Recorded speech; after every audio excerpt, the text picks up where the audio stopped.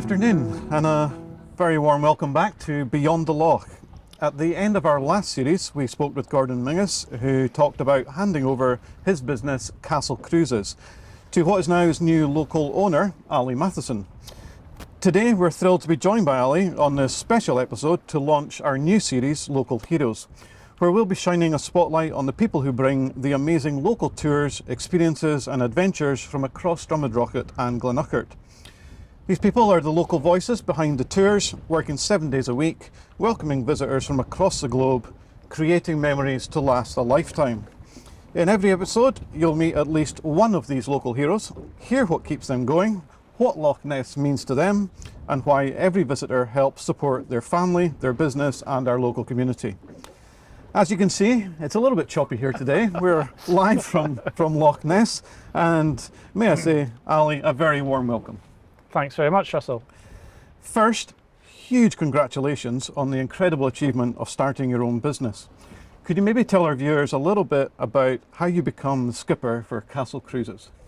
So I've been working out in Loch Ness now as a skipper for 12 years.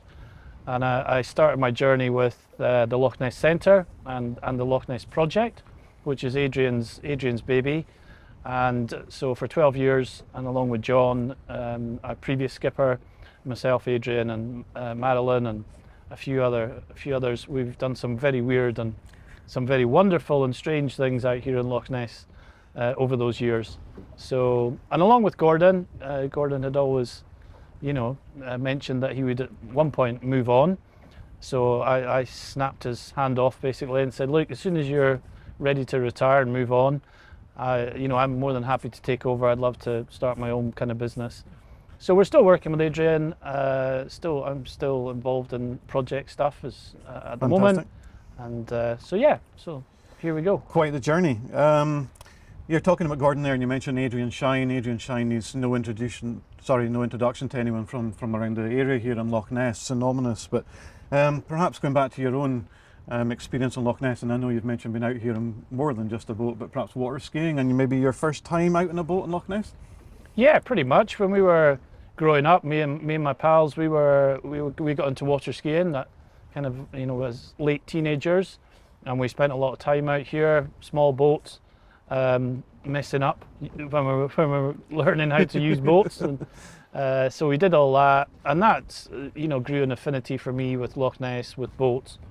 And during that time, we did meet Adrian and John doing their project stuff, and I got an interest from that. I went off and did some other things in life, and of course, and then realised, this is where I want to be. So fantastic. So here we are. Brilliant. Ali, we all know, knowing you, just how humble you are as a person, despite being held in such high regard as a local skipper here in Loch Ness. But can you maybe tell our viewers what makes Castle Cruises so special? Well, I think first of all, this is a new boat for us, so getting the boat right for passengers is important. And then we're limited to 12 passengers, so it's an intimate experience. I do a live talk all the way around. I'm standing in front of the guests. We're interacting. We're asking questions. We're showing sonar equipment. We're talking about what the things we've done over the years that maybe other people haven't done.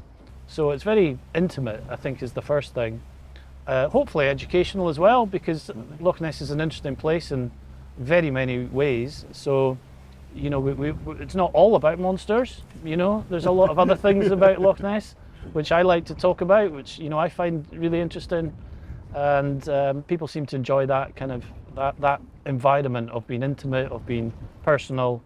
We don't do audio tapes and people just have to listen and stuff. It's all fully interactive, question and answers. Get the kids involved. That's the thing for me, the kids. Sometimes the kids come here and they have a wealth of knowledge of Loch Ness. They've done the research, they've done their watched all the YouTube videos and everything you can imagine, and they come up and ask me some really quite difficult questions sometimes. So inspiring those kids to keep that interest and that interest in nature and the environment is really what does it for me. So that's my motivation. Yeah. It's great to hear you say that. I think authenticity is definitely something that people are searching more and more for, and I think that's one of the things with having someone like yourself with all that experience in Loch Ness, 12 plus years, and it really is. It's heartening to hear you encouraging families to come to the absolutely. area. Yeah. If I could maybe expand, you touched briefly on the new boat, and I have to tell our viewers it really is a stunning boat. Touching on some of the features, or expanding a little bit on some of the features, you mentioned the sonar and the other things within the boat, maybe the safety features for the people who maybe don't know what to expect. Yeah, so we part of the journey I've been on is you have to get the boat coded up to specifications. So coding is just a way of making sure everything's legal, everything safety-wise, the boat physically is safe. So we go through that process, and that was just a long process you have to work through.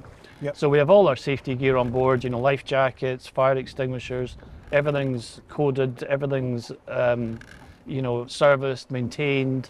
So we have to do all that kind of stuff just to be able to, before anyone steps on the boat. Yeah, so we have all of the safety equipment we need. Yep. Yeah. But no anti-rock feature when we're parked here in front of Urquhart Castle. Well, generally speaking, when we're sailing, we'll sail into the wind and we won't go side onto it. But unfortunately, Grace hasn't got her skipper's license yet, so we'll have to just roll around. Grace is one of our team behind the camera for those watching at home. Ali, we talked about weather playing such a huge part, but perhaps touching on what's your favourite time of year is on the Loch, and why you feel that makes it so special. I guess for me, October time is the best time, and that's because we're about to finish for the season and I'm going to get a break. But October time is gorgeous. We get the colours. We've got all our leaf and bloom. We've got the full range of colours. So I do like that time, but I do like having seasons as well. Every season's different, and believe it or not, this is summer.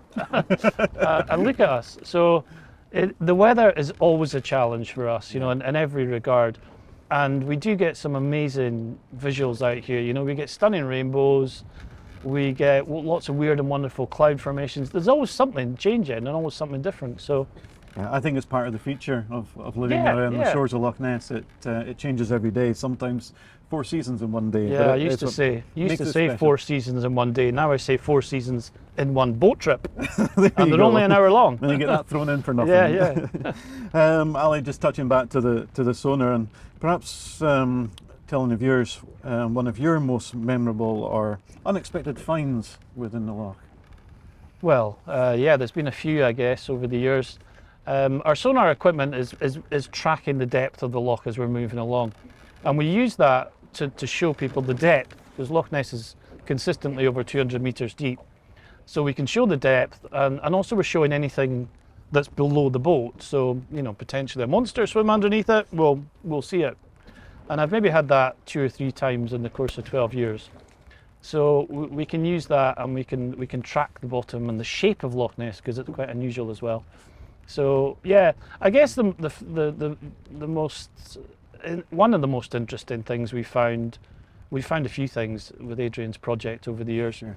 And Crusader was great to find, which was a boat used in 1952 by John Cobb to try and break the world water speed record. And it had been, it crashed. He was killed in the accident. He was recorded being over 200 miles an hour, so he was above the record speed. And Crusader was sank to the bottom and lost. And Adrian and John, the previous skipper I worked with, had been an ambition of theirs to find that for a long time. So we did back in 2017, I think it was now. Yeah. And so it was great to find. The funny story about finding Crusader was it was a bit of a challenge to find it. We found it using some very clever equipment, and then the next challenge was to try and get ROVs down to film it. So we were working with National Geographic Channel. We were making a TV program called Drain the Oceans at the time, and we found it on the Thursday, and on the Friday the film crew were leaving at 2 o'clock in the afternoon, but they were desperate to get the ROV footage. So the only opportunity we had was to go out at kind of 4 or 5 in the morning, and the weather forecast was awful. So we went off to the site in the morning, and we came up with this plan that we'd use one boat as a filming platform for the ROV to operate it from there, because we wouldn't be able to control an ROV in these conditions. We'd end up wrapping it around the propellers. So we used a second boat, and I was on board with Gordon, and we were holding another boat in position and using it a bit like a pendulum. And a lot of hassle, got the ROV down, filmed it all delighted, and off we went back to the harbour. So when we got back, we were all excited. We jumped on the filming boat, the platform we were using. We said, right, let's look at the footage. So this is going to be amazing. You know, it's like big news, big deal. So we pressed play on the TV screen on the equipment, and it was just utter blackness, nothing. And the chief engineer at the time, who will remain nameless, actually said, "Oh, do you know what? I forgot to press record." So we had to go back out and redo the whole thing, by which time the weather was worse, but also by which time we were actually a lot better at it and a lot quicker. So we managed to get it in the can, if you like. It's a fabulous story, and we've touched on the story of John Cobb a number of times, hence why we've got a number of local businesses that are in his name, Cobb's. Ali, I'm sure you've probably heard thousands of Nessie questions over the years. Briefly, maybe tell us your favourite question or Nessie story. Nessie story, oh gee whiz. Yeah, so there's been lots. I mean, I've had people come and telling me they saw the Loch Ness Monster when they were kids, and they've grown up with that belief and that memory and stuff. I've had people come and tell me, probably there was a lady who once told me she saw the Loch Ness Monster, and she was very prim, she was very proper, she was, you know, she told me, I've never mentioned this to anyone else, I've never mentioned it certainly to anyone connected to Loch Ness. And she said that she'd been out over at the castle here behind us, and she was with a group of monks, and the monks were doing a chant, and the monster appeared, which was, you know, that's great. And I said, did you manage to take a photograph? And of course, no photographs. But then the strange thing was, she then said to me she believed that the monster had appeared through a wormhole from the 5th dimension. So it was kind of at that point my interest, because I was obviously quite interested to start with, and my interest level kind of dwindled quite quickly after she said that. But who am I to say, you know? Maybe. Who knows? Maybe. Who knows? Myths and legends. Yeah, indeed. So that was probably one of my more favourite ones. Ali, for maybe anyone that's thinking about coming and booking a cruise with Castle Cruises, just telling the viewers at home what it means to you as a local tour operator when people come and take a cruise on Loch Ness with. Yeah, I mean, I feel strongly, you know, I'm only with people, you know, our trip in total is an hour, so we're with people a very short time. So I feel it's important that, you know, to give people as much kind of information and as much entertainment, if you like, in that time. So, you know, that's kind of what we do. You know, we try and get as much information out there as quickly as we can, preferably in better weather than this. Water's running off my nose. And yeah, so that's what's important for me. Quality, you know, putting the effort in. That's what it's about, really. It really is. You've got to make the effort. You can't just whitter around and, you know, tell little anecdotes every 10 minutes or something. You've got to put the effort in, and I think people learn. That was a powerful statement. You put your hand on your heart there, and you can feel that passion comes through and when you're just telling your stories. Ali, thank you so much for joining us here today. If you would like to book a cruise with Castle Cruises, please visit lochnesstravel.com. That's lochnesstravel.com, where you can book online. Don't forget to subscribe to our YouTube channel, stay on top of everything that's going on around Loch Ness, and join us for the next episode of Beyond the Loch, where we will be talking to one of your neighbours, Ian McLeod from Loch Ness Highland Cows.